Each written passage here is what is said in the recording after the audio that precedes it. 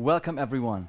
I'm so glad that you're here in our beta space. Welcome to the Last Mile Delivery Meetup, and welcome out of peak season. Did you survive? Yay! Good. So January, probably the only month where parcel delivery can find a little bit of rest. And yeah, happy new delivery year. From all of the Better Mile team. This format brings together established delivery players, neo-delivery companies, and tech providers. We want to foster an exchange in between you guys. We want to invite interesting speakers, bringing in insights to this industry. And it's great to have you all here in the Better Space, and all the people joining us online on LinkedIn, YouTube, and other channels. Give yourself a hand. I'm really glad to have you here.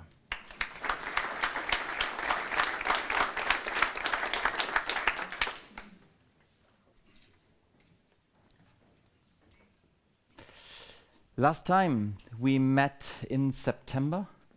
Maybe you remember, the topic was customer experience, delivery experience.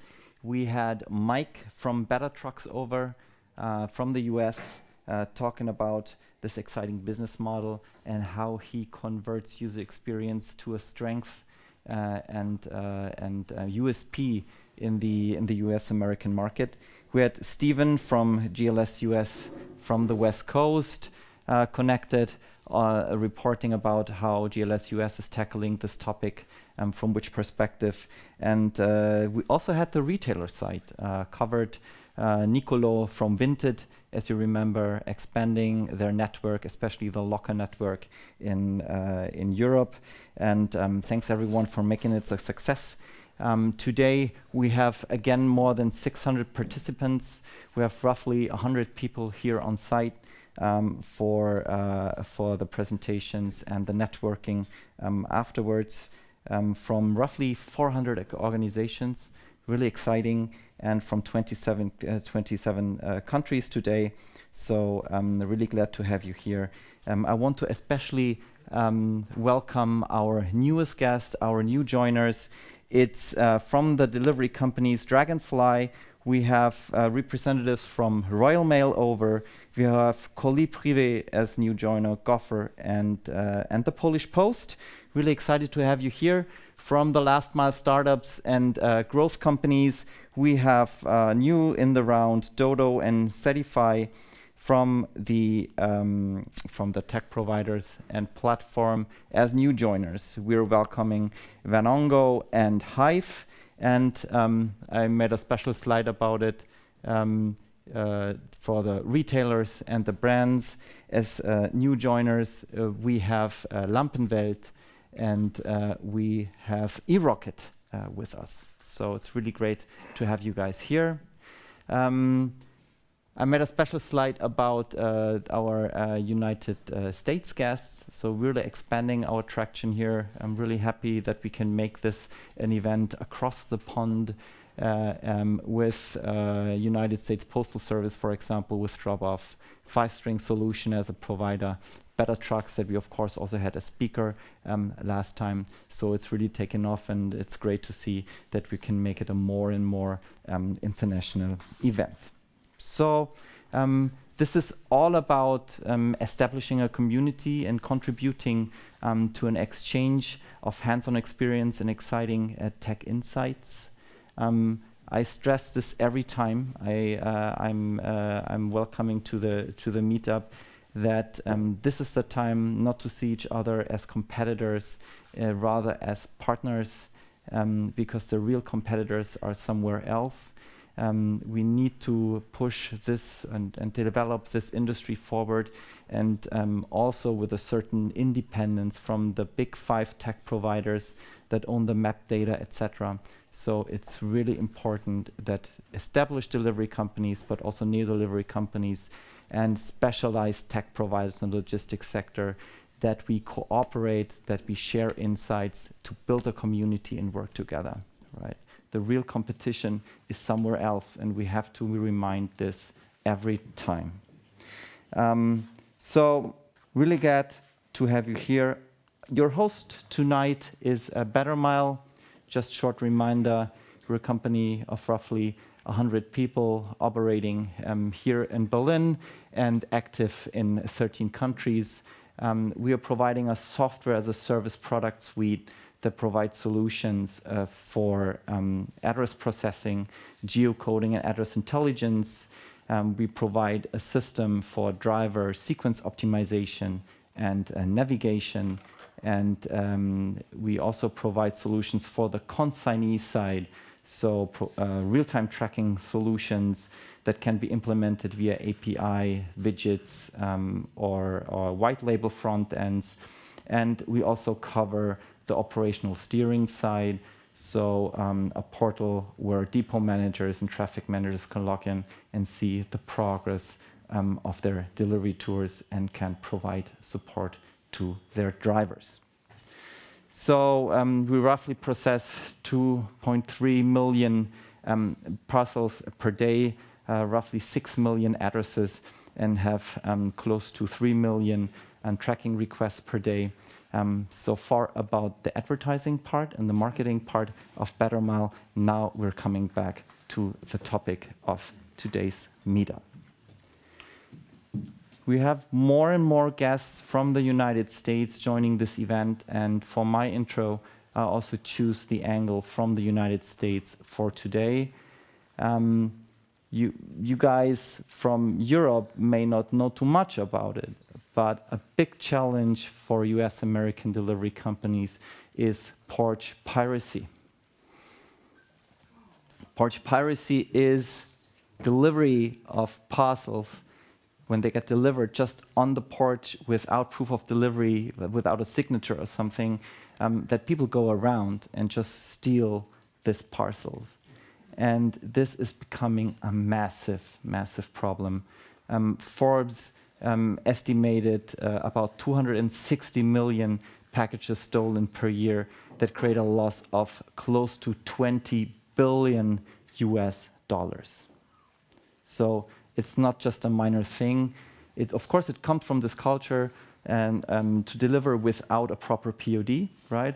In Europe, we have a little bit different delivery culture where things get delivered with a signature or with a dedicated, with a POD. And this also has productivity gains, of course. If you don't need to collect a signature, you can deliver faster. But at the same time, it provides this big threat or this big problem of porch piracy, right? But let's see the opportunity of this. When you received a Christmas present and you don't like it, you just put it in a box and put it in front of your door. Someone will pick it. Right? So that's the beauty of these things. No, stop kidding. This is it's a big problem, and the solution that is the most common today is this. People put on security cameras and hope that they can hold away thieves from their porches.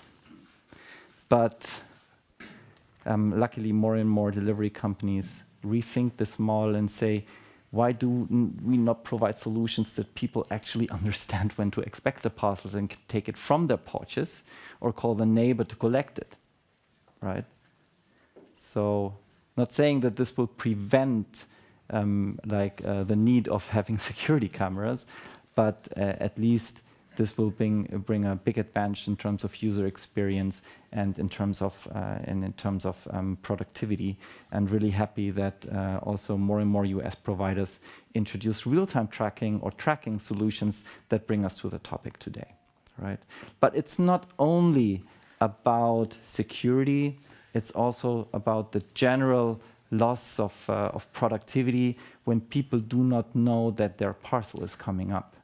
So McKinsey just released a study a couple of days ago that estimated between 60 and 94 billion US dollars direct and indirect loss due to, for example, customer service agents that have to answer, where's my parcel requests, right?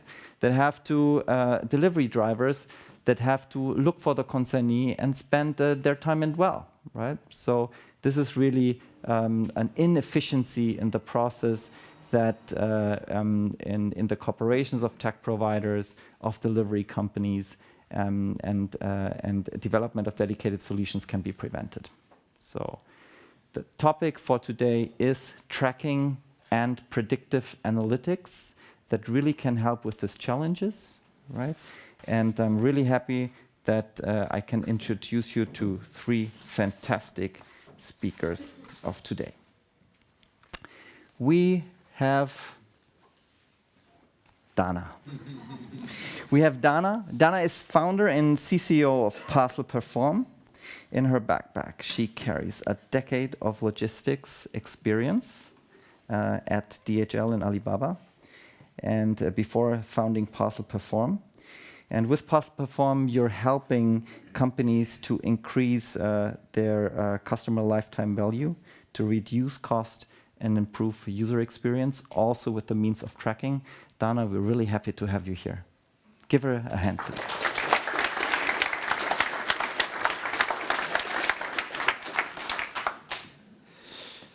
We have Adrian over. As product owner at BetterMile, Adrian is working at the forefront of the tracking experience. So he's our nerd of the day. With his team, he uses especially the power of machine learning and predictive analytics to provide a tracking experience. And what he means with tracking experience, this means precision and reliability, and yet being an exciting experience that's fun for the consignees. And really excited, Adrian, that you today will give us a deep dive about the technology behind it. That will be really interesting. Give Adrian a hand, please.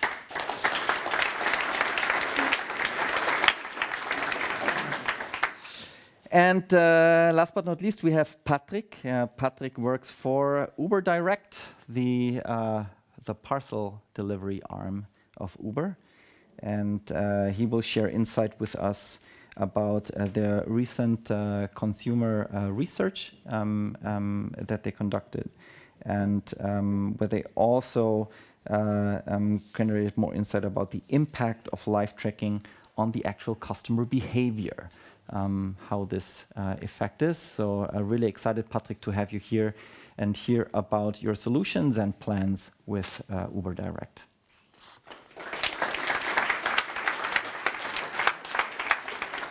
So just to give you a little intro for the new joiners, we'll have 20 minutes per speaker. After every speaker, we'll have a roughly 5-minute Q&A. I'll pass around the microphone for questions here on site. Anyone joining remotely, please use the chat function of your streaming tool, and it will appear here on a screen, and I can read it out for you. After the 3 speakers in the last Q&A, we'll have a short panel discussion. So also here we'll take some questions. I'm happy to sum up the topic for you. And and then for you guys on site, I'm happy to have some beers with you and some snacks to have a chat about the next level of parcel delivery. So just before we start up, please sure to sign up to our newsletter for industry events, for industry news, and also about that you get notified for the next meetup. And please follow us on LinkedIn, where interesting content is provided every now and then. All right.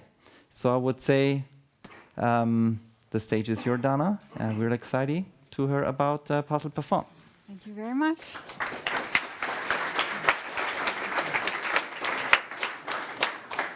All right. Yeah, welcome from my end as well. I have to tell you, I've never been to a meeting that was all about tracking. But for 8 years, I built a company that was all about tracking. So you cannot imagine how exciting this is. A word of warning, Simon said that we can be a little bit nerdy. So let's see between Adrian and me, who's the bigger nerd.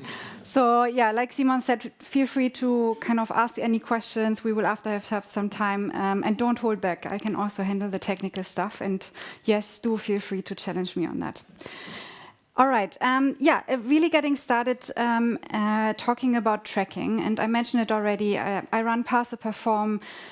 We have specialized on aggregating tracking data across more than 1,000 different carriers on the last mile across 160 different markets.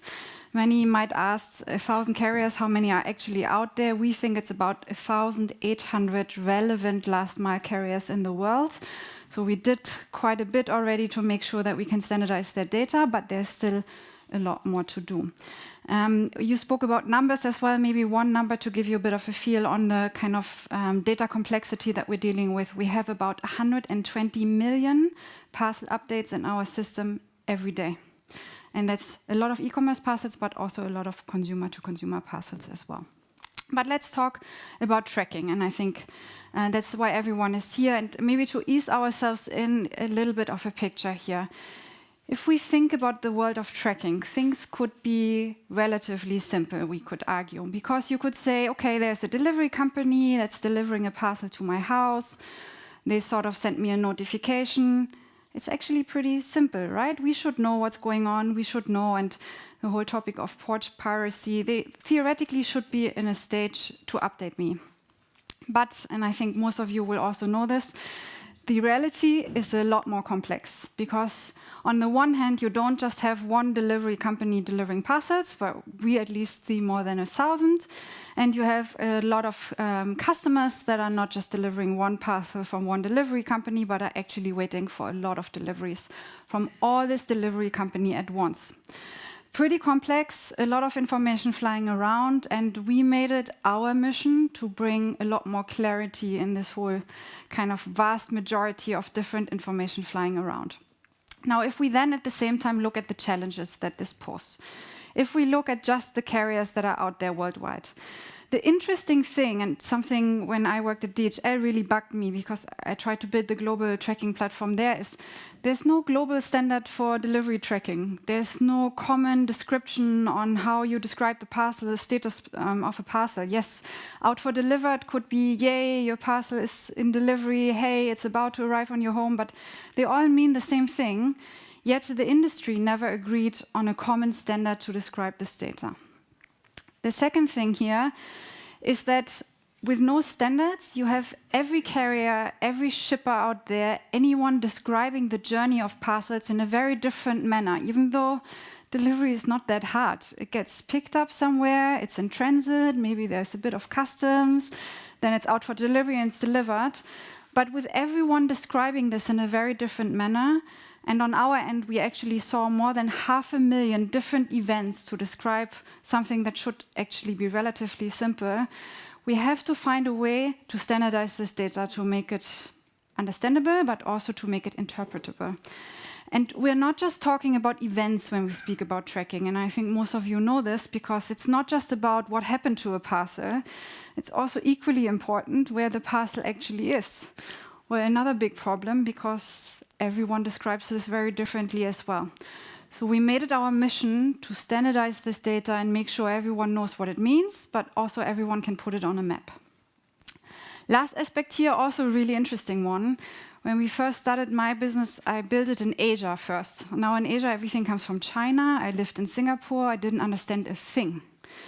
Then if a retailer, Alibaba, you mentioned it, we work with them as well, is trying to standardize the data, they get it in the wrong order because there's heaps of different time zones involved. We have a lot of business also in Latin America. Mexico has 3 different time zones. How do you decide which order the updates should actually be? So all this is a lot of complexity that we have to deal with when we talk about parcel tracking.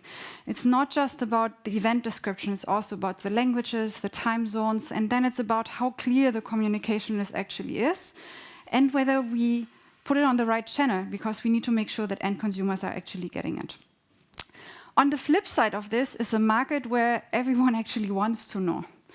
So when we look at the statistics, and we also provide tracking pages, usually integrated into web shops. If you shopped at Nespresso or Mr. Specs or My Theresa, they basically embed this data within their web shop with our help.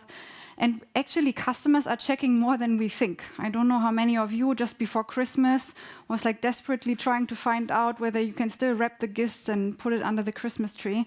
And on average, especially for international parcels that take quite a while, people check 4.6 times.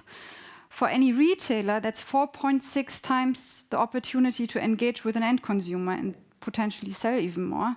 So that's a huge opportunity. So getting this data right is just so meaningful for every player in the market. Now, the big question is, how do we do it? And without being too nerdy, we try to structure the process into 4 simple steps. That's sort of the USP that we have as a company. The first step, and it sounds easy, but it's actually really damn complicated, is that you have to integrate with, in our case, more than 1,045 different carriers across 160 markets globally. That means multiple integrations with every carrier because the API have rate limits, the SFTPs sometimes don't work, and so on. That's the first important step. The second step is that we now have to harmonize the data. We have to interpret the events, the time zones, the locations, and so on. The third step is where I believe the magic happens, because this is the step where you take all the data that's out there and you try to make it meaningful. In our case, one of the applications I want to talk about is how we can actually predict when a parcel arrives before the carrier picks it up. Because the most meaningful point of accurate predictions is in checkout, because that's when you decide whether you're going to shop there or not. And then, of course, we need to make this data available. That's probably the easier step. But those 4 we have to get right. So for my presentation today, I want to quickly guide you through these 4 steps and give you a bit of a flavor of this. The first step that we're doing on our end is, of course, to integrate with all the carriers. But one thing we often overlook is it's great that you have all last mile data. If you don't connect this to an actual order and to an actual customer, it doesn't do the trick, right? Because people happen to want to know what's inside the box. So as we developed Parcel Perform, we quickly realized it's not just about having access to last mile data, but it's to make sure that we connect all the dots. And that starts with a successful order, with payment information, but that also incorporates that we incorporate all details from the warehouse. Because if you look at drop shipping in China or peak times where things take longer in the warehouse, this is where your customers get the most nervous. This is where you need to be able to actually provide updates on what's happening in the warehouse while you're waiting for the carrier to tell you what happened to the shipment overall. So that's the very first step that we're taking. And we do this, of course, with like multiple integrations, but that's still the easier one. The more complex one is then for us to harmonize this data. And I mentioned it before, it gets really tricky when you look at locations. The very first market we decided to launch with one of our big customers, Nespresso, was Thailand. And I wondered, why did they give us Thailand of all places?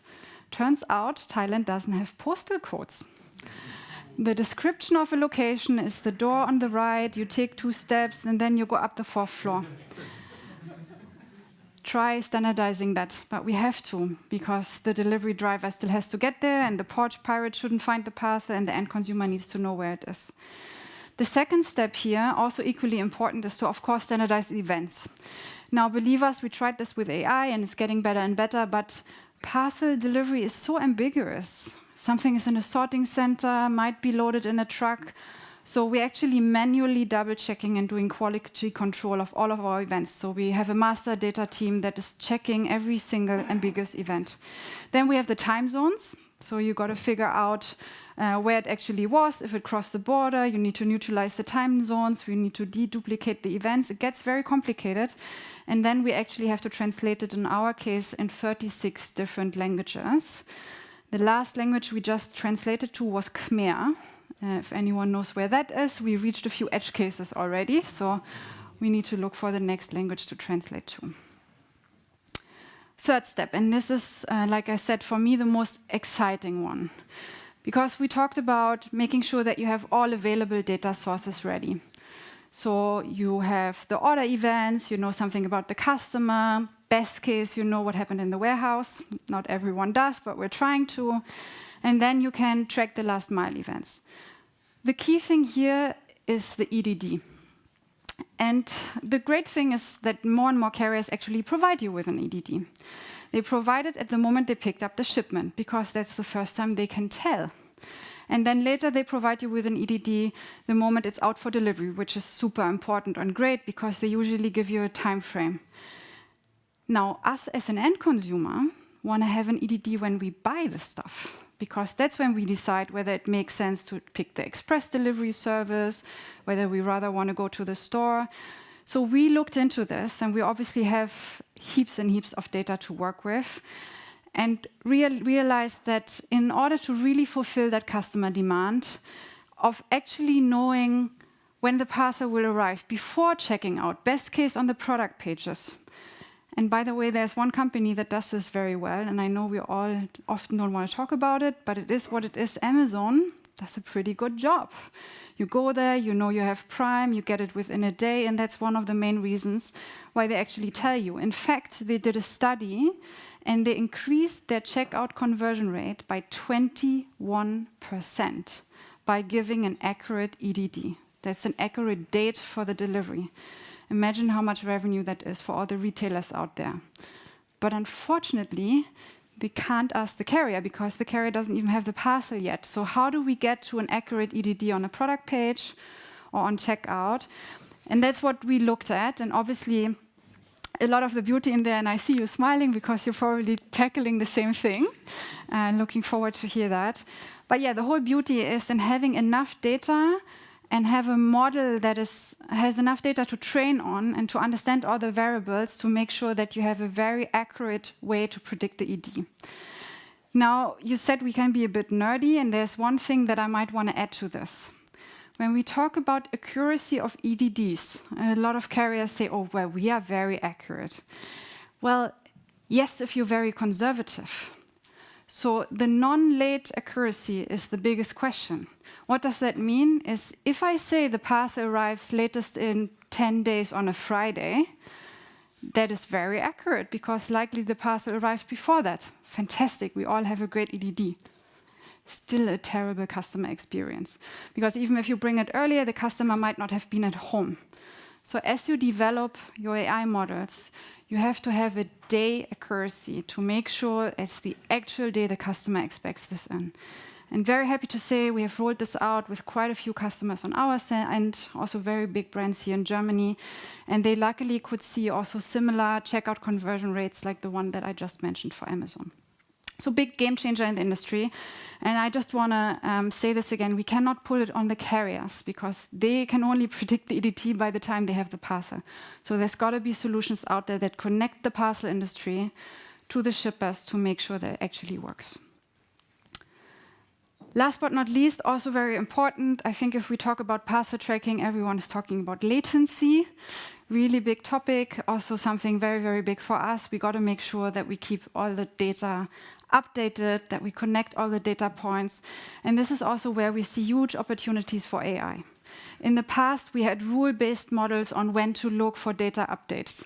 And by the way, you got to be very careful because some of the data backends on the giving side of information might not be able to take the load well. So it's also our responsibility to do the load balancing, to ask at the right time, something that we take very seriously. But the exciting thing is now that with the help of AI, we can actually ask at a much better time, at the highest likelihood when we get parcel tracking updates as well. All right, that's almost coming to the end. You might be wondering, what do we now do with all this data that we're aggregating? On the one hand, we work with a lot of retailers out there, so they want to update their customers, they want to send notifications, they usually want white label notifications, so it doesn't matter so much which carrier delivers it, because you give your money to a retailer, so you sort of want them to keep you updated. There's a lot of exciting stuff we can do with good tracking updates also for those retailers.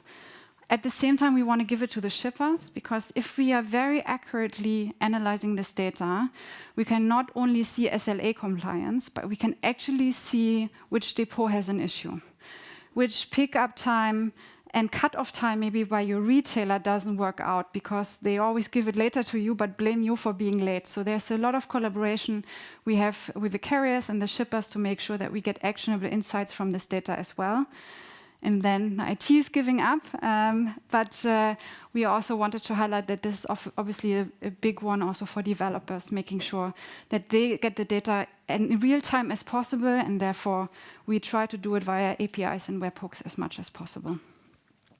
So with the help of that, and that's my very last slide, what are we trying to do? Tracking data can sound very nerdy, and I also really like it that way. But I think the real impact goes through the user journey.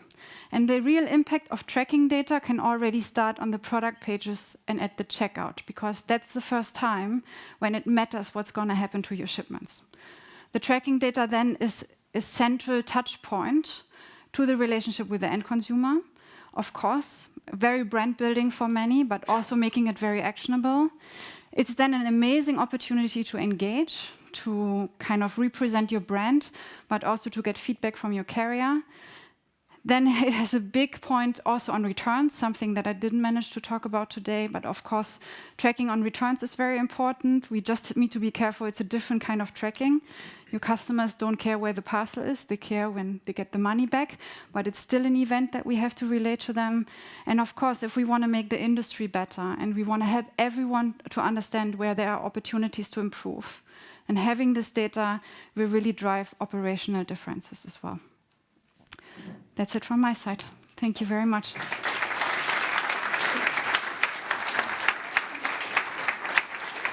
Dana, stay with us for a while Yes, for sure. some questions. I'm sorry. All right. I'll take some questions from the audience. Does this microphone work? Yes. Cool. Dario. Hi. Yeah, first of all, nice presentation. It was really interesting. I was wondering, you've explained that you have successfully implemented your solution with more than 1,000 different companies and retailers. And you've also talked, of course, about how important it is to always receive all the event updates for all the parcels which are being delivered.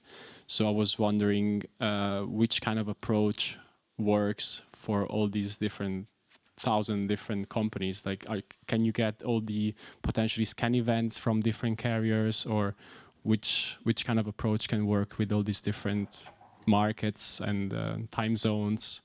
How do you deal with this? Yeah, so the opportunity for us is there's not a single approach, which makes it really hard for everyone else to figure this out. Every carrier has their own infrastructure, and some carriers are still a little bit in Stone Age when it comes to that. So you see quite a few SFTP file exchanges. And I used to make jokes about them, but in times of peak, they come in very handy because they don't have rate limits. So we sort of like them. So you still get an update if any API doesn't work. Obviously, most of the carriers, especially internationally, and we see a lot of new carriers coming up in Asia, where we have a lot of business as well, usually work with APIs, which is very helpful. Our favorite, and I think the best solution for the entire industry, would be to move to webhooks, because it makes sure that you get the information when there is an update and you don't put load on other systems to constantly ask whether there is actually an update in place. So we believe that's the most efficient method, but we also don't see many carriers doing that yet. So there's a reason why we have about 120 developers that make sure that we have all these carrier integration up. Another question. One question about what I would call the shipper integration, which shows the EDD, as you said. Did you also try something with what I would call premium timeframe upgrades, or something where the customer is able to select a specific time frame and pays extra? Yeah, we would love to. So we obviously handle the technical side of that. For this, we would need the carriers to provide that as a service. And some carriers do, but then it's usually a service embedded on their website, so we can embed it as a link and then link back to the carrier page to then upgrade. But that's obviously not great for many retailers. So we see only very few carriers for now that have this as a sort of API-based service that we could embed in our services. I see a lot more of that in Asian carriers. Ninja Van in Singapore, for example, does a pretty good job. And maybe, I don't know if Uber Direct has a different update for us, but those newer solutions sometimes have a tendency to make this available faster. At the same time, we of course understand the carriers, because to do that, you have to have the operational processes to support it, and that can get very, very messy. Thanks. I'll take a question from remotely. One question from Charlotte is, can you think of any tracking data that you wish you'd have, but which is not available from the carriers?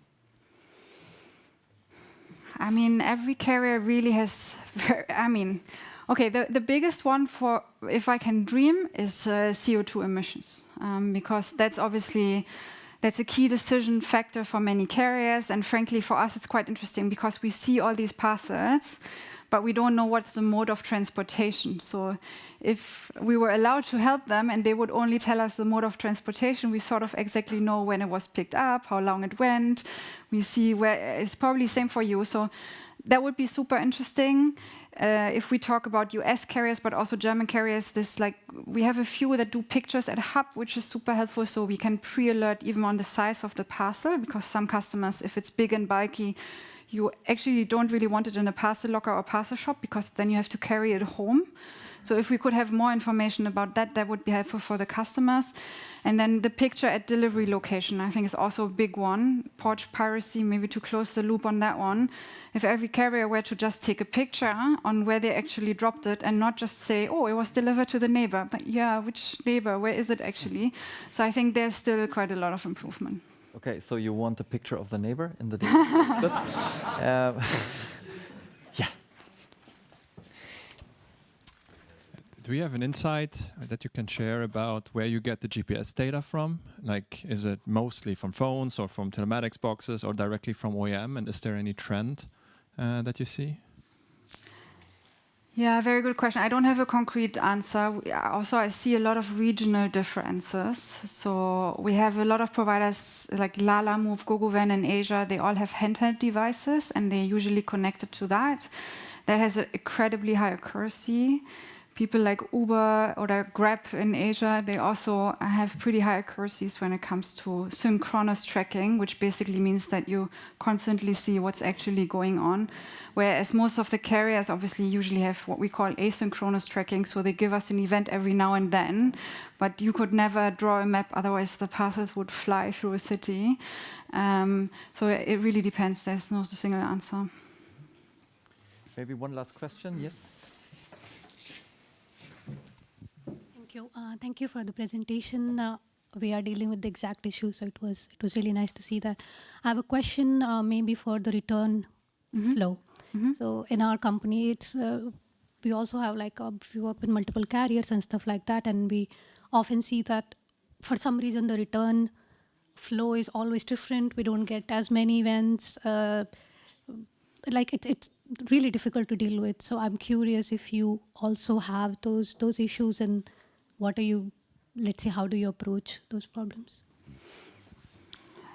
Yeah, I think a return question is difficult. I think most of us would know it's all a matter of negotiation and how much you're ready to pay, right? Because the return flow doesn't have an urgency to it. The carrier doesn't transport it as fast as they have to on the outbound. So it really also depends on your negotiation with the carriers. Maybe on the tracking side, one interesting thing that we're seeing is we obviously also track returns, and we actually do even the booking and facilitation of returns. But we see that a lot of end consumers, they really don't care that it's in a sorting center now, because for them, it really doesn't make a difference.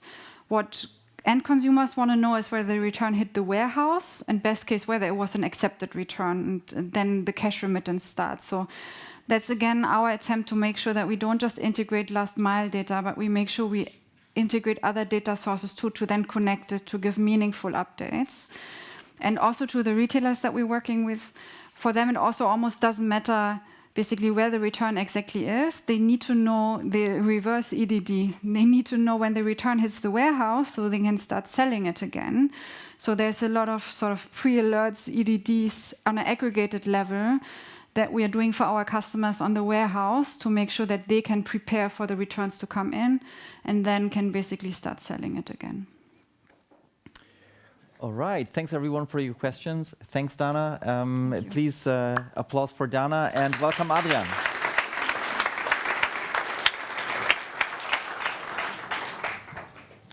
With Adrian, we're moving from EDD to ETA. Yes. Hi, everyone. I hope you can hear me well. Welcome from my side as well. Well, this is my office, so hope you like it. So, who am I? I'm Adrian Wilhelm. I am one of the product owners for the Better Tracking product. I was in the lucky situation that I was able to actually start this from scratch, this product, the tracking product. So I've been working on this, or we have been working on this for the last 3.5 years. And yeah, the idea was to establish a tracking experience in parcel deliveries that is similar and was evolving from these Uber experiences that you have, like this immediate live tracking experience, right? And this is what I'm going to talk about today with you, is the predictive analytics in real-time tracking. And I will dive more into the last mile tracking. So it's not about the whole journey of the tracking experience, is really last mile. So from the morning the parcel was loaded to the vehicle until it arrives to your home, right? So we're looking into tours or routes, depending on where you're from.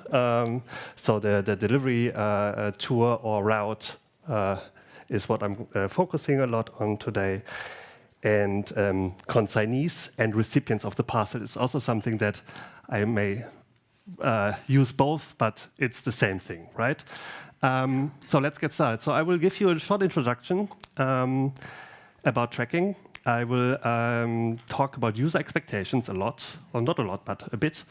I will dive into our better tracking product, and then I will use most of the time to explain to you a little bit how we use AI in our product. So, what is real-time tracking? Well, I hope that's clear for everyone. But it allows recipients or consignees to monitor their parcels in real time on the day of delivery. And ideally, they have a correct estimated time of arrival, which is sort of like the most important piece of information for the consignee. This is, you know, all of those, or some of those at least. This is where this tracking experience is evolving from, and it's also more and more important in terms of parcel deliveries, right? Here you order your Uber, you wait, you know exactly it's there in 20 minutes, you can follow the vehicle live on the map, and then boom, it just arrives where you are, right? This is still not the case with parcel deliveries, and I will tell you a little bit why that is. But first, how does those work? Well, I think they are relatively easy. Don't want to insult anyone here from Uber, but well, usually there is a ride acceptance or a food preparation, let's say, or packing the food, groceries, whatever, and then there's the ride. So the ETA that we're facing here is the preparation time, acceptance time, and driving time. Well, that sounds easy, right? This is how it looks for parcel deliveries. They have a very similar approach in look and feel, but there's a huge difference in understanding this ETA. What is the big difference? What do you think? The duration of the tour, yeah, that's a good one. Yeah, I think that's the bigger one, right? So we have the sorting, we have the tour setup and loading the vehicle. Obviously, the tracking experience already starts there. But I think what is really, really the more tricky part is we have a lot of stops, a lot. We have up to 200 stops, depending where we are. And the ETA is the tour setup, of course. Driving time to waypoint 1, service time. So taking the parcel the stairs to up and so on, and then waypoint 2, service time. Waypoint 3, service time. So to understand the ETA of a single parcel is at the very end of this tour, well, that's a little bit more tricky. Yeah, let's dive into how we try to tackle this, right? So, but first, what does the user want? We did many surveys, 5 in total in one study with more than 5,000 recipients. Time of arrival was always number 1. So no question, there's really no mistake that time of arrival, the ETA, is the most relevant information that the users want. They want other things. They want drop-off permissions. They want the vehicle position. They want to have a fun experience even. Some said that. But time of arrival is what we're focusing on, and also what we're focusing a lot in our work. Why? Well, they want to receive the parcel usually in person, and they're even willing to change their plans according to a tracking product. So they might change the time when they want to go shopping to a supermarket or take out the dog earlier or later, right? Depending on the real-time tracking of the parcel. So this is really what the users want. But then there's 3 phases in your tracking experience as well for your users, right? So in the morning, you have received your first initial email or whatever, SMS, stating, hey, live tracking is available, or you already have an ETA with this SMS, and then your tracking journey starts. What does the users do? Well, they do their rough day planning. So they consider, oh, the parcel arrives in the afternoon, so I go shopping now in the morning, or the other way around, right? Things like that. Later that day, they keep on tracking 5 times in your examples. For us, it's even a little bit more. It's more like 8 times. And they align the activities and they align the schedule according to that. And then the moment of truth, right? They're waiting for their iPhone, right? They want to receive this parcel in person. So this moment of delivery and this last minutes of their tracking experiences are becoming super important for the users, and they really want this to be perfect, right? They want to be wait in front of the house sometimes even. I did this. That happened to me personally. Like I was doing a tour with a delivery driver, and there was this boy waiting for his graphic card or whatever, with the smartphone in his hand tracking the parcel. So this is the 3 phases, and we want to cover all of them in a perfect way. But what is important here, well, here, a 2, 3, 4 hour time window is sufficient. At the end, this number 3, excitement and perfect handover, you want 15 minutes, maybe even 5 minutes of precision. So that's the tricky part here. And then how do the others do this? Well, some of them, they do it, but I think the relevance of the ETA is not as great, right? So this example here, I don't know if you know the company behind that, it tells you, well, it arrives until 10 o'clock. Oh, great. I cannot plan anything. It arrives not later than 10. All right, cool. Even better is that one. It arrives between 0 and 24 hours later. But the good part is they're right, at least if it's the same day of delivery. How do we do this? I hope a little bit better. We have narrowing ETA time windows. We have vehicle live position, at least from a certain moment in time on. We have live updates.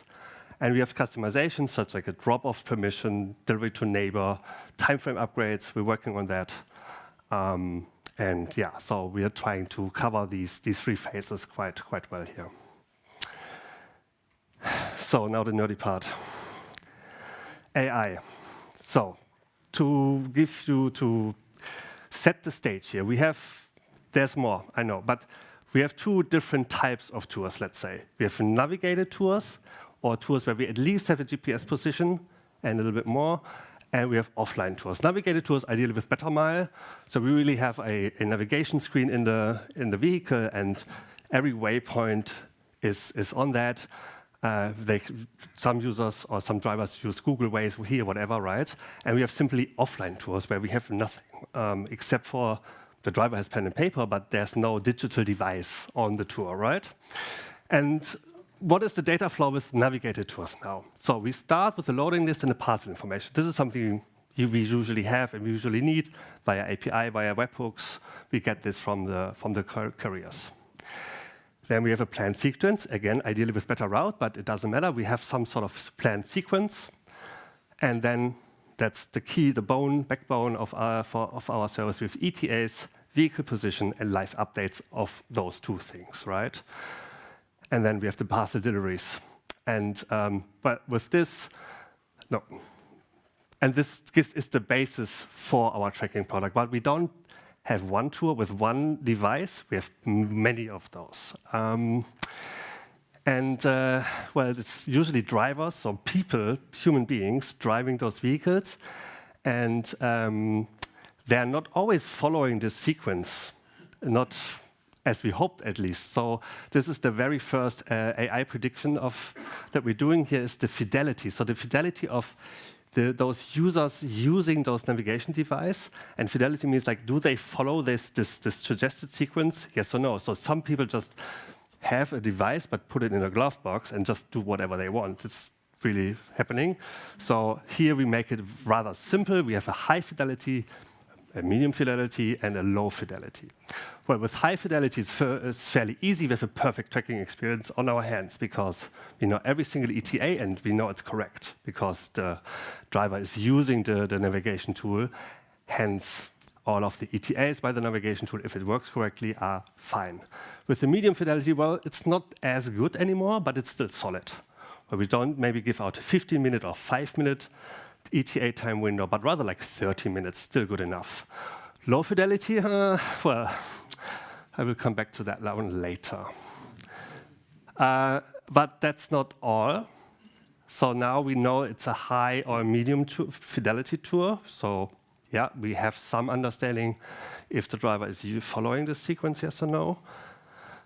But on top of that, we have another AI model which uses a lot of variables, dimensions of this specific tour, such as the type of area where the driver is going. Is it an industrial area, rural area?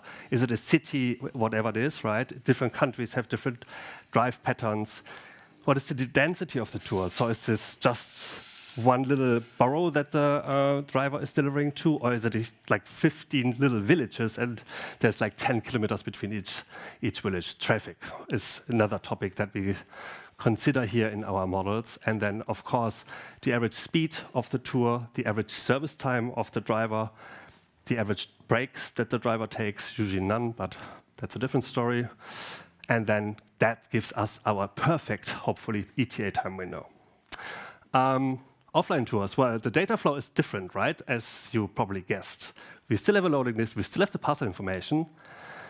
We may have a planned sequence, which is a fixed one though, so it's something that happened before. There's different names for this. Basically, it's pen and paper. This is the first parcel you deliver, this is the second, and so on, right?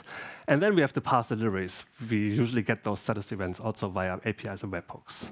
What we don't have is ETAs, vehicle position, and live updates. So again, what to do here? Well, the answer is, of course, we have a crystal ball. Jokes aside, no, we actually have a sequence prediction. That's the second AI tool we're using here, actually the third. And we have our ETA prediction on top of that. And that gives us actually, again, hopefully a perfect ETA time window. So even though this driver is completely without any digital help, it's really driving with pen and paper, we're still able to create a tracking experience, a live tracking experience even. So yeah, how do we measure our success then? Well, first of all, if the tours drive with BetterMile, we have a very high fidelity. So 90% of the tours driving with the core with one of the core products from BetterMile have a medium or high tour fidelity, meaning they actually follow our suggested sequence. And our predictions are pretty good. So 87%, more or less, of all of those prediction models have that's the success rate of those predictions, right? So close to 90%, which is pretty good. Even the smaller ones, even the 15-minute ones, we usually predict quite correct. And we have tons of users already. And the average star rating here is 4.2 out of 200,000 ratings. So I think, are we the best? I don't know. I just looked up the comments where it said best in all of the countries. So yes.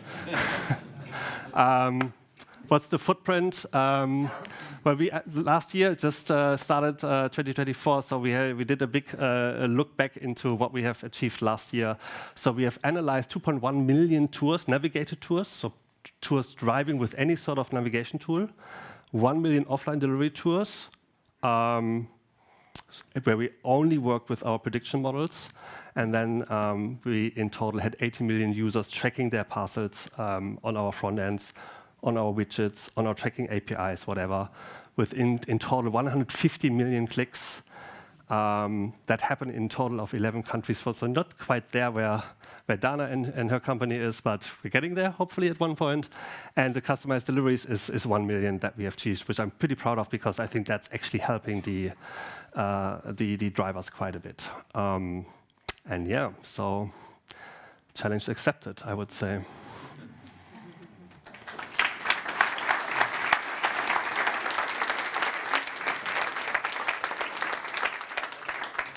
Thanks, Adrian. That was really exciting. I would take a question here from the audience first. Mm-hmm. Hi, can you hear me well? Okay, yeah. So just on the hardware side, so this year there are rumors that phones would possibly get edge AI as well as multimodal AI that can help in possible, let's say, scenarios.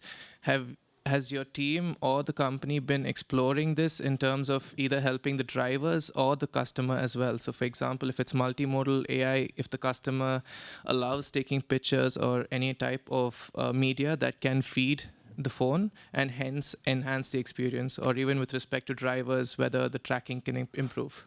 Do you mean the drivers, or do you mean the hardware? So for example, because the iPhone is going, or rather rumored to have Edge AI, the new one. So do you see potential in that helping your company as well?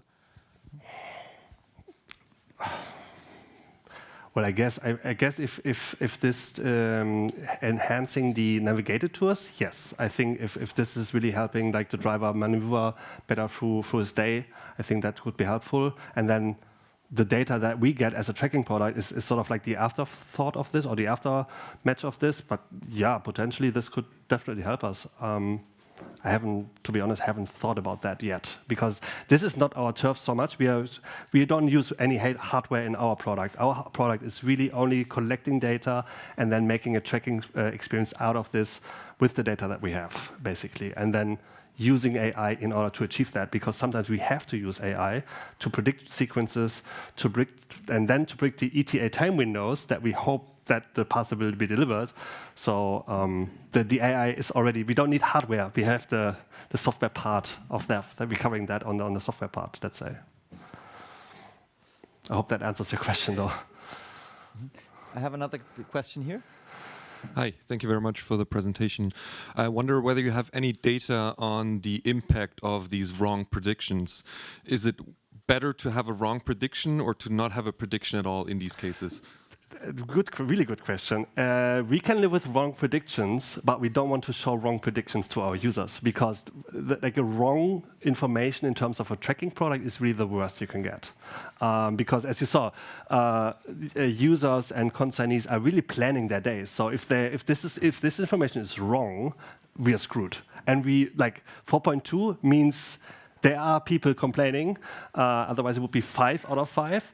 And whenever they complain, they exactly complain about that. So we're really cautious when it comes to our predictions, and trying to be very, very cautious about those, right? So we only consider where we are to a certain degree very sure. So predictions where we think, we'd rather drop them under the table, we have them, but we don't show them to the users. I would take one more question. I had one here. Can you hand that through, please? Thank you. Yeah, Claudio from the company Ridergy. Yeah, actually, I was one of these. I didn't complain, but I checked, I think, 4 times, so I kind of the statistics was right. I did it only once, and there's only one time. I'm not sure if it was your system or any other system, but in any case, it was like predicting in the morning, and then at the end, I was planning my day. So exactly like you said, and then the afternoon it came, and I was unhappy. So I was wondering, what are the reasons where the predictions are wrong? What are the biggest challenges you're facing there? Well, the biggest challenge is the human factor, right? This is something we can't control. AI can be so smart, but if the driver decides to, I don't know, go to McDonald's and have a longer lunch break, and then the McDonald's is on the other side of the city, then everything is screwed up, right? People do personal things during their tours, visiting their grandmas, whatever it is, these type of factors is we cannot control. Yes, one last question, sorry. Hi everyone, quick question. Imagine the driver is a new driver, he is not experienced, so we can expect that the fidelity is low, he is not following the sequence too much. So, okay, but we have 2 machine learning models, we are catching up, we're showing something. But then time goes by, the driver becomes more experienced, and now he follows that. So now it would be better if we treat it as a driver with a high fidelity, but the model now thinks that this guy is a guy with a low fidelity, and the output would be that, okay, the ETA window is a little bit too high. Yeah. Do you take it into consideration and retrain the model with the time, or If not, then consider starting doing this. That's a really good question. Your assumption is wrong. Usually the untrained drivers follow the sequence much better than the trained drivers, because the trained drivers know everything in and out, and then they have their own ideas. And of course, yeah, so we do this live, actually. So we understand during the day, during the tour, if this tour is falling into our prediction models or not. And then we understand if we actually start a tracking experience for the concernees or not, like live during the day, not in all cases, but in many. And we train the models constantly. So we like constantly retraining the models with the data. It's also seasonal data that we need to consider here. Low data, so now it's a rather low season in terms of parcel deliveries, high season, peak season before Christmas. We need to train the model in different ways and or with the different data, let's say with the data of the peak season and not with the data of a low season. Yeah, so we do this constantly. Yeah, but I really like the challenge of fidelity discrimination of drivers due to AI.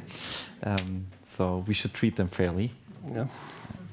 Thanks, Adrian. Thanks for the question. And we'll just hand over to Patrick. Really excited to have you.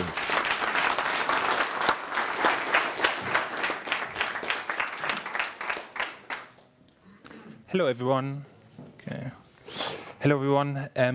Thank you for the invitation and also for the quick introduction. So today I'm going to talk about refining the delivery experience, how live tracking is improving the customer experience, and how Uber's approach is to accessible last-mile delivery solutions. Before that, some words about me. So my name is Patrick. I've been with Uber for 8 months now. Started last year in May.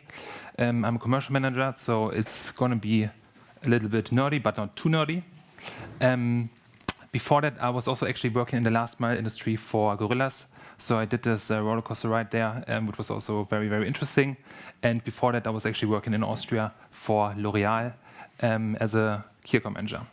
So today I would like to talk about what is Uber Direct actually, about 3 things. What is Uber Direct? How is live tracking impacting customer behavior? And also, how is live tracking done on Uber Direct? So starting with the first one, what is Uber Direct? And maybe, out of interest, who has ever heard about Uber Direct before this event? Maybe you can raise your hand. It would be just like very interesting. So it's very few people. After the presentation, it will be definitely more. Yeah, with Uber Direct, I think it's like the easiest to start actually with the Uber story, because Uber Direct is somehow an evolution out of the other products before.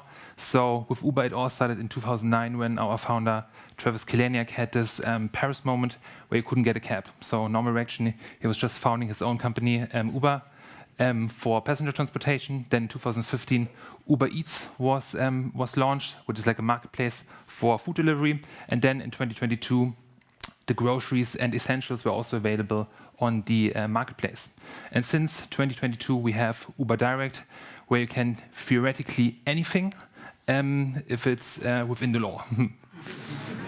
So yeah, here are basically 3 products. So the first one is Uber, which is like for passenger transportation. The second one, the green one, is Uber Eats, the marketplace for food and grocery delivery, and Uber Direct is the blue one now. That's our color. A white label delivery solution as a white label delivery as a service solution, which is basically taking the existing courier network from Uber Eats and offering this to companies in order to offer them the express delivery to their customers. And it's also the reason why I said it's somehow like an evolution out of the other products, because without Uber Eats, there wouldn't be Uber Direct. So how does it basically look like in terms of the operations, the differences? So I guess it's pretty clear. Uber rides, you just everyone has done it, I guess. You just go to the app, get your cab, and then you have your ride. With Uber Eats, you go to the app, you select one of the restaurants, and one of our riders is then delivering the food. And with Uber Direct, it is basically a bit different, where you have basically the merchant channel, and Uber Direct is doing the logistic in the background as a white label solution. So Uber Direct basically brings express delivery on scale to Germany, and is using the existing Uber Eats courier network. We are currently, I think, in like 90 cities in Germany, and obviously expanding. So why same day when you can have it like in 1 hour, right? This is like our value position. Obviously, we're also offer same day, but and also scheduled. But yeah, in the end, it's about like this ASAP on demand, quick delivery. So I hope this could give you like a good intro about Uber Direct. Then I would like to continue with the second thing, which is how live tracking is impacting customer behavior. And here I basically brought some data from a study we did in 2023 with a partner called Edelmann. The topic was delivery, especially delivery within, especially express delivery, which is defined as delivery within 2 hours. We did 5,754 interviews, online interviews with individuals which were older than 18, and we're also representing their market in terms of the age, in terms of the gender, and also the income. And we did this in 60 markets. So you have here the regions with EMEA, LATAM, APEC, and North America. So from the survey, I basically picked 3 key findings, which I would like to present you today. So the first one is delivery is no longer only a service, but part of a product. Then also the different delivery factors across across the generations. And then last but not least, delivery experience, which has a key impact on customer experience. So starting with the first one, with delivery. Delivery is no longer only a service, but part of the product. I guess traditionally it was always separated, right? You had like this product, and then you had the delivery part, but now it's becoming more and more like an integral part of the product, because customer, when they order something, they also expect you to see basically delivery or the state of the product over the whole delivery. And this is over the whole delivery, yeah. So, but it's not only basically about the delivery, it's also about express delivery. So we have asked the participants to what extent they agree to certain statements. One of the statements was how much they expect express delivery as an option, which places should offer, and it was actually 53% from the German participants. So every second is basically seeing this as something which should be like rather normal, and that's also what we believe, right? It's coming from something new, so like a nice to have, to like a trend or like something which should be normal. The participants, we also saw in the answers of the participants that they have like this emotional aspect, which also like Adrian mentioned, for delivery. So they said, or for the statements, if they, or 70% of the people said they like a product more if they had like a positive delivery experience, and comparably the other way around, 51% liked the product less when they had like a negative delivery experience. This being said, so delivery experience is a powerful tool that affects the customer satisfaction and with the product itself. Second thing is the prioritization of delivery factories across the generations. Here, I basically brought like a little list with the delivery factors, which are important to the customers for whole Germany, but also for the generations. And here, I guess it's pretty clear. Every generations, they have like different preferences, and so there are like definitely differences.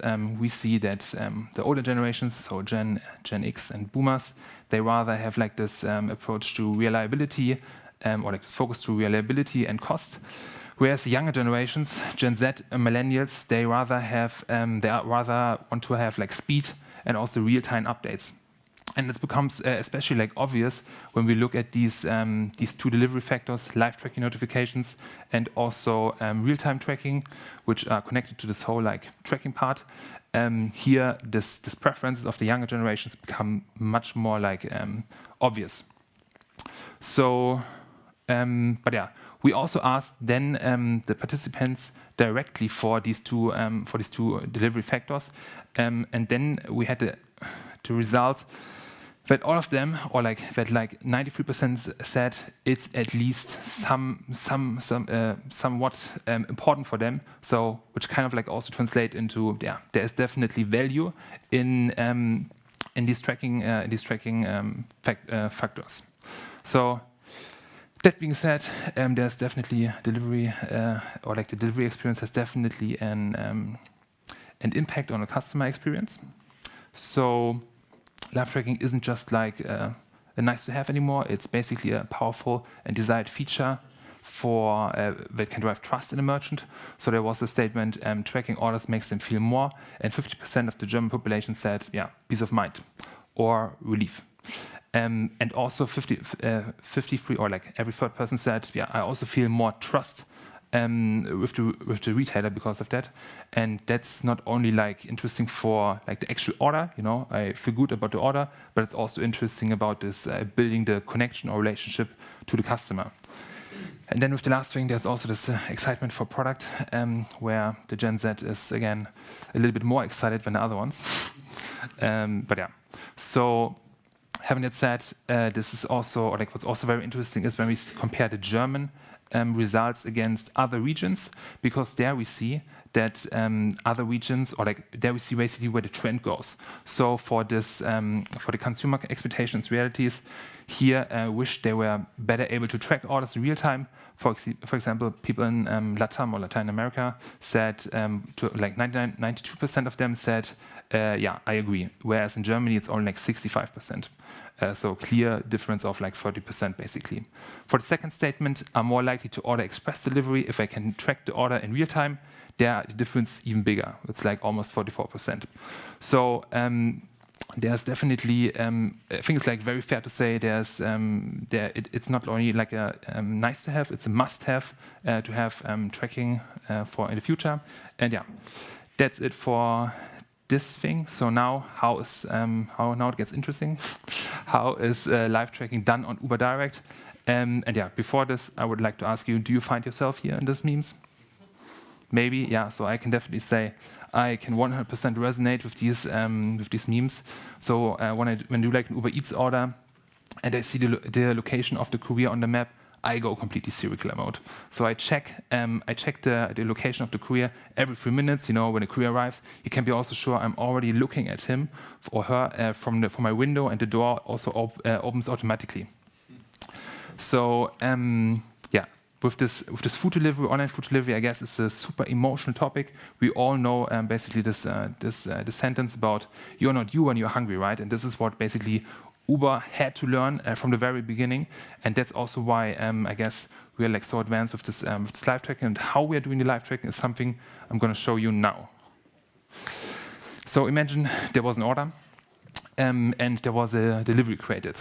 So depending on the tech integration, the customer can see the tracking either on the channels of the partner or of the merchant of the brand, or we provide them with a URL where the customer can see or can like see this tracking page. And there are like different functionalities on this page, and I'm gonna tell you or show you now which one. So first one would be delivery notifications, right? So this is implemented in our deliveries. You get 4 notifications. So the first one is deliveries created. Then the second one, your courier is en route. Then the third one, the courier is arriving 2 minutes away, and then the last one, it's delivered or failed. Then we also have the progress bar, which is basically 5 green bars, which is showing you the stage of the delivery. And another thing is the delivery time. This is like maybe interesting now. So with delivery time, we have the ETD and the LTD. ETD is the estimated time of delivery. The LTD is the latest time of delivery. And yeah, the question is now, how are these times calculated? And for this, our algorithm comes into the game, picks basically historical data or parameter for this specific trip, and is calculating with the help of machine learning basically a set of potential or possible delivery times. And then for this set of delivery times, for the ETD, the value in the middle is taken, so the 15th percentile. And it's constantly basically updated across the stages of the delivery.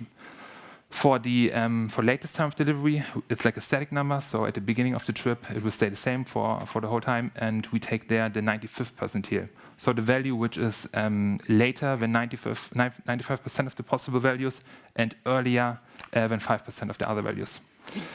Then there's also delivery events, which we basically, which are like not shown there on the map, but it's like kind of like timestamps we communicate or like share with our partners. And then also like the courier geolocation, which is also very interesting because, I mean, I don't know if you had ever the situation where you were like looking out of the window and expecting the courier like should be actually there, but it's not there. The reason for this is we have to, because of legal reason, to adjust the geolocation of the courier with 0.002 digits, which is like 111 meters. Yeah, now you know.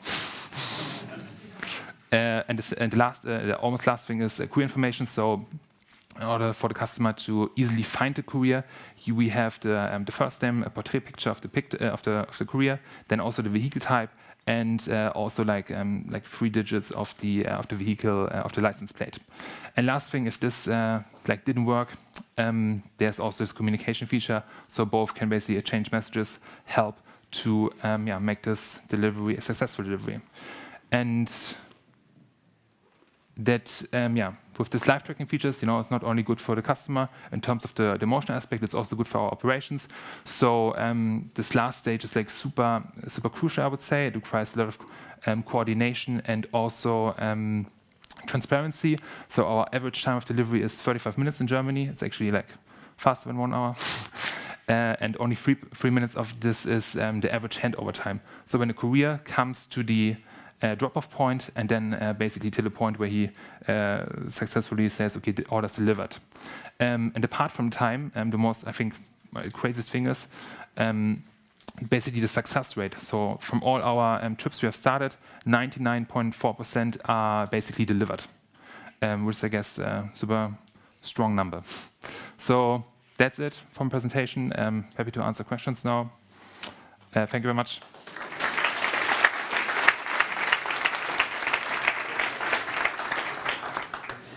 Thanks, Patrick. Yeah, that's a good success rate, I would say. Yeah.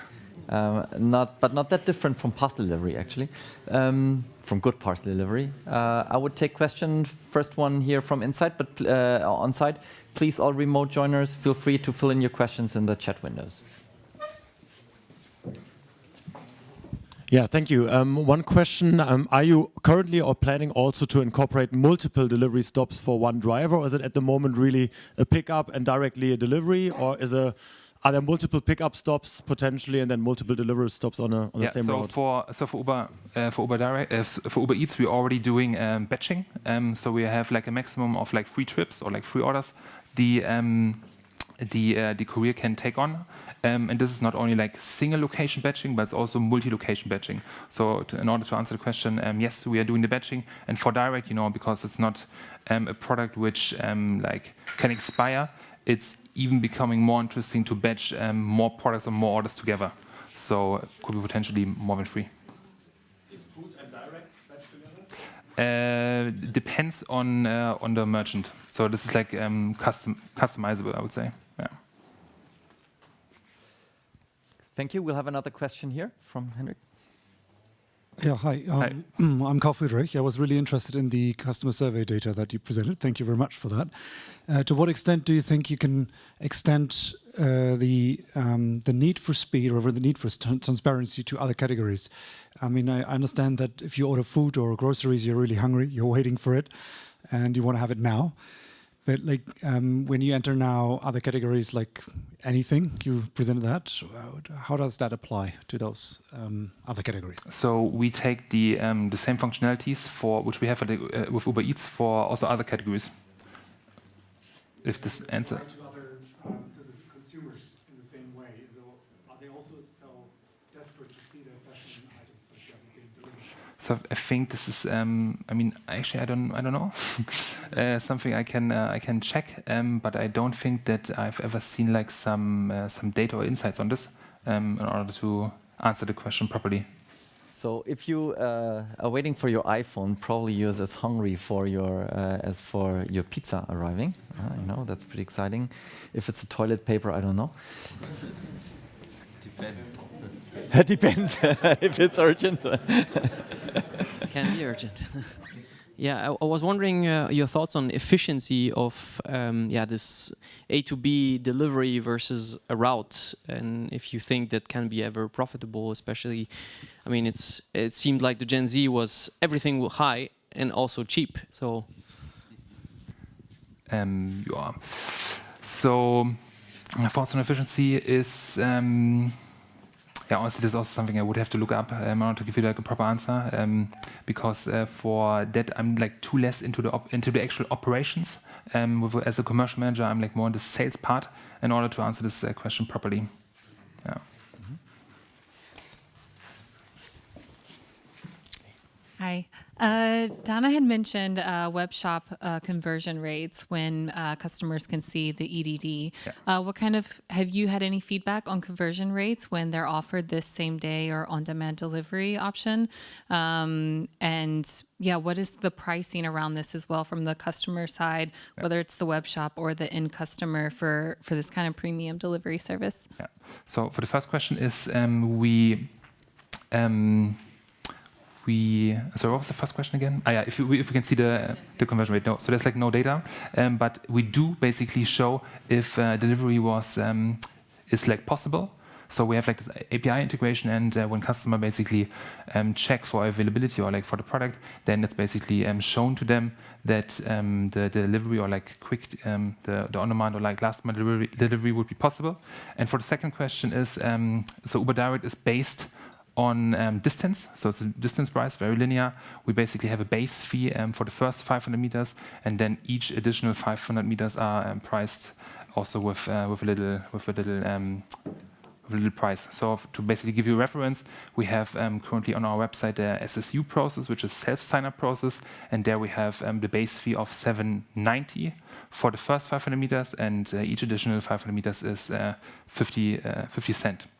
And this sounds maybe a lot at the beginning, but I mean it's also on-demand delivery, and you have your ways of somehow steering to get this cost back from the customer. So compared to an Uber Eats, we don't take, or like where we basically get the delivery fee. Here, the customer can charge the customer for the delivery, and can also like apply some minimum basket or like free delivery from 50 euros, tactics like this. Okay. I don't see any remote questions, or my tablet here is not working. I don't know, but I'll take another question from the room here. Any questions? Oh, sorry. Any question here? Okay. As a driver, can I sign up for multiple products at the same time? For example, can I do Uber Eats as well as Direct? So I'm not sure about this. I only know that, for example, for the passenger transportation, there are also like legal requirements, right? You need to be, I mean, at least in Berlin, I mean, it's also like a very fragmented market. But in Berlin, you need to have a license for this. And with a courier, it's a bit more easy, where you just need basically a fleet partner with whom you can work, and then you can do deliveries. Why I asked that is, if you have the situation when you're running in a complex situation where one guy could be running both products at the same time. Yeah. So this, I mean, I don't know. So I'm actually not so sure about this. Of a courier can do both, but I mean, in the end, we also like monitor the data on like on these trips. So when we basically dispatch a courier for a trip, and the courier constantly cancels, then obviously this will have an impact on how we basically work with this courier. We had another question here. Yeah, just a bit of a different topic. Yeah. How does the speed and accuracy of the delivery actually play into sustainability data? Like, is there any relation, and do you care if it actually increases sustainability or? Okay, so that's also like a very, very critical question. So I actually don't have the right answer to this. I only know that we have definitely programs in place to make sure that our fleet is until 2024 completely emission-free, and I think till 2030 that we have like only electrical vehicles. But I have to say, our vehicle fleet is kind of like mixed. So we have 50% of bicycles, and then also like 50% for longer distances with cars. All right. Good. I would take one last question. So many questions. Yeah, one last. So since you're merging, let's say, Uber Eats and the Uber Direct, I just wanted to know whether you'll be exploring dark warehouses, for example, since it's based on the distance. So whether dark warehouses would be the future for the service, because right now when we looked at the survey, it said price is a huge factor. And when you compare yourself to traditional shipping, when it comes to these kind of products, maybe there could be some barrier to entry. So do you see the future for that? So from the strategy I know, there's no plans to have these warehouses. So I think we are clearly focusing on this logistic part. We have our expertise in logistic and also this excellence. So, but yeah, I definitely get that it would be super interesting to have these warehouses in order to be even more efficient. But maybe this can be something with with a third party. Maybe. All right, cool. Thanks for your questions. Would ask you to spare with us for 20 seconds, and please, all speakers come up, and we'll have a closing round.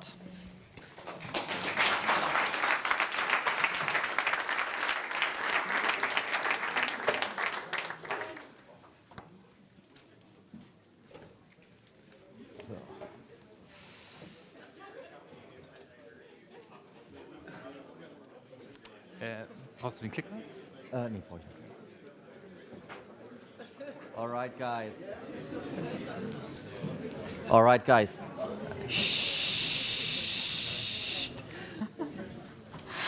So that was quite a ride.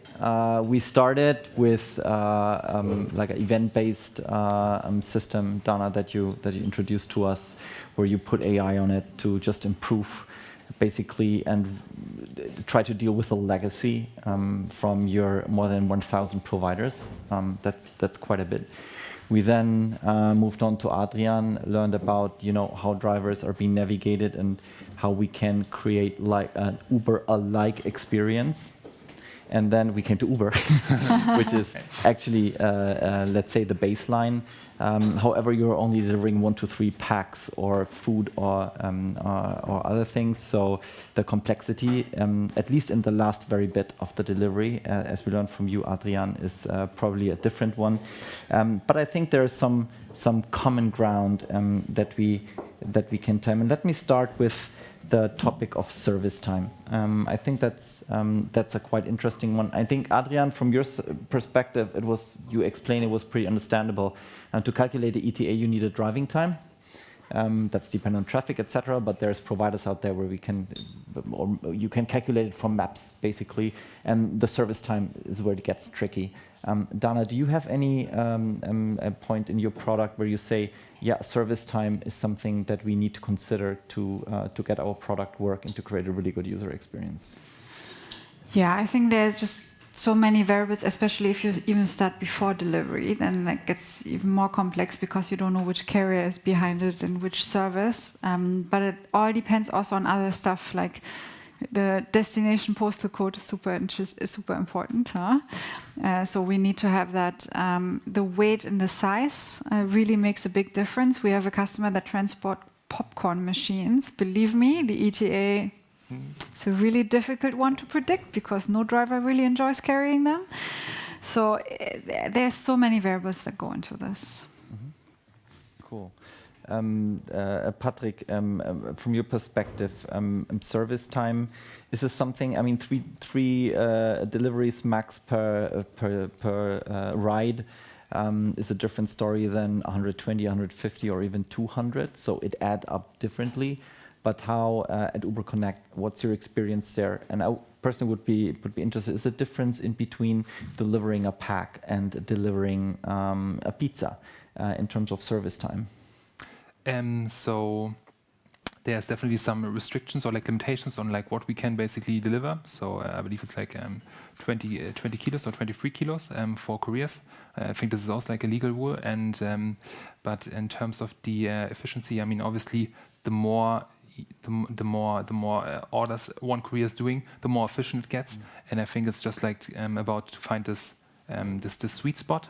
What basically the demand or the need for the market in that very moment is. Cool. Thanks, guys. Let's come to a topic that I think also was present all across the presentation, which is avoiding wrong estimations. Right. So this is something that is pretty much the result of the machine learning or the AI systems that you provide. Just to sum up the tactics, I mean, we can, and we had this one example that is never wrong. If you say it arrives from 1 at night until 23 at night, so there, but you're not wrong. It will be 99% right, but also the UX is not quite good. So this kind of trade-off in between what you promise and how good the user experience is, how small the time windows is, and actually how the success rate that you can later provide. Maybe let's elaborate a little bit on Adrian. Where did you find your personal tactic in this game? That's a tough one, I think. I think you need to find your sweet spot here. You don't want to be too wide, because then the relevance of this product is just not there anymore. But if you overpromise and you're wrong, then you have frustrated users. So starting with a wider window and narrowing it down towards the immediate of the delivery, I think is the tactics that we are quite successful with, I would say. But of course, it's very tough. I think open communication, if you're wrong, and we know we are wrong, to openly communicate that is, I think, our next step that we have to go into and learn a little bit on how that is perceived by the consignees. But yeah, it's a thin line and it's a tough one, definitely. Dana, how do you think about it? Any tactics from your side? Yeah, I think to your point, right, there's two different wrongs in this whole game, which I only learned over time, actually, because I didn't think about the second one. There's obviously, it came too late, and that's really frustrating. But the interesting thing is, too early is also really wrong. It took me a while to figure this one out. So the question is exactly how you said, how narrow can you be? And honestly, it's also a bit of like, how much risk are you ready to take with your prediction, right? And there's an interesting finding that we also had is obviously predicting that something arrives today, if it's in a truck, when it's at the end of the shift, that's where it gets the most risky, because there's another thing I learned which is called rollover, which means that it was in the truck, they wanted to deliver it today, but they actually didn't make it. Right, like shift work, and it's also highly regulated in Germany. So honestly, we, to a certain extent, we talk to our clients and say, how conservative do you want to be? So we can make the window quite wide and therefore be very accurate, because it's definitely going to come in between this time frame. Or we can make it more specific with that actually more impactful, but then the risk is a bit higher. And it's a trade-off that in our experience, every retailer that we work with has to decide for themselves. Patrick, I want to bring up a topic that you also had, at least on as a side note of your presentation, which is the legal and the privacy aspect. You say you're not accurately displaying the position of the driver for privacy, maybe also for security reasons. I wonder, Dana and Adrian, how you guys deal with this topic. And I know it's also very much dependent on the market and on the country. But is this a topic for you, Dana, and how do you actually deal with it? And how do you ensure that only the right people see like information that may be private? Yeah, it's a big topic because we all have to be GDPR compliant, and there's so many rules around this. We really have to differentiate market by market. And, maybe to give you the opposite example, and that was also an interesting learning journey for us in Australia, right? We had a customer that said, I don't like your service because you can't tell me the name of the driver. And I was like, man, I'm German. That would be wrong on so many levels. But in Australia, you get the driver ID as part of the tracking details, publicly available to everyone. I mean, you don't know the person's name, but let's be honest, you sort of do, because the driver comes to your house, you can ask him, it's always the same driver, you can make this up, right? Like you actually know. So every market deals differently with it. And we have data fields that we never use in Europe, let's say it like that. I know actually markets where the concernees have the phone number of the regular drivers in their phone book, and they just call them up. Do you have anything for me? I just wanted to say that. Yeah. we have a client that the driver calls the concernee constantly, and they actually meet not at home, but they meet up somewhere else in a mall or something. But we cannot show the driver's position on the map. So they. I said, yeah, it really depends on the market, depends on the client. We usually are quite frank about the vehicle position. We assume that it will go fine, and it does. But some markets have different needs, and some customers have different needs. Also, a tactic I think that is regularly used within parcel delivery companies is not display the vehicle position all over the journey, but rather have it before delivery. So maybe that these 3, 5, 10 stops before delivery, and I think that's also a tactic. And I mean, let's not forget, GDPR is one thing, but it's also about the people who do the job actually. So we have to not only make sure that the concernee is happy, the driver plays a big part in this role. And we have a high dependency also in terms of how accurate the data is. So we need the driver to be part of this journey, and not all the drivers would be amused if someone waiting for the new iPhone hunting their truck. So it's something that we have to take serious. Actually. But usually we show the map on the vehicle on the map, but then if the concernee sees this, it's already outdated basically. And what we don't show is the route. So you see it in 1 second, but what happens in the next minute you don't know. So this hunting down the driver is something we haven't faced yet. Highly unlikely. Possibly with us. Huh? Possibly with us, being the driver. But no one does it. No one does it. Now we know. All right, guys. Anything else that you guys observed from each other's presentations and you want to point out? I really like this, you call it EDD, right? We call it pre-ETA. I guess everybody has different names. You also mentioned that. That's something we're looking into now because we also exactly had the same thinking, like this raises the conversion rate for our retailers in the end. Yeah.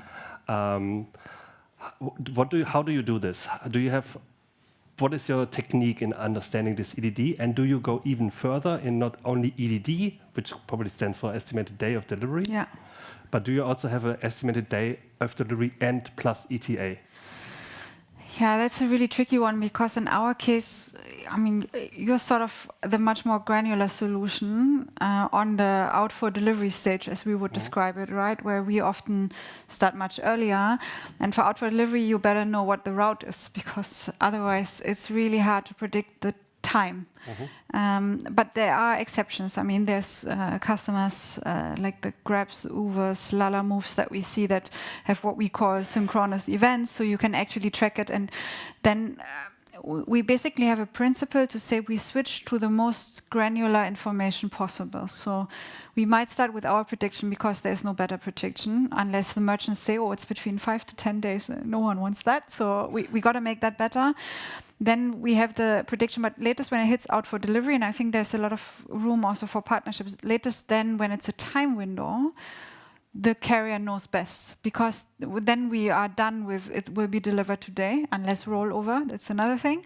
But then we like to sometimes switch back to the carriers because they know what they're doing, they know the route that they're taking, and therefore we can give an accurate time window. So I think there's also just a lot of room for everyone to admit which part of the prediction they're good in and then combine those. I think that will make the true magic to really grab the most precise one at any point in time. Cool. Cool. Yeah, and thanks everyone for attending today. Thanks especially and to you as speakers. I think we learned a lot from ETD to ETA to LTD. That was also new to me. So it's quite a journey. And I think, Dani, you're absolutely right. It will be a very exciting journey I think tracking and real-time tracking established as standards, also pushed by markets that are not directly parcel delivery, by Uber, by food delivery, etc. They create user expectations. We have to fulfill it, and it will be a quite exciting journey to see this more granular, less granular overall solutions and data merged together in the future. So a big chunk of work ahead of us that I'm really looking forward to. Thanks for coming here. Please stay with us for a while. Talk to us, talk to the speakers. This is a networking event. This is a community.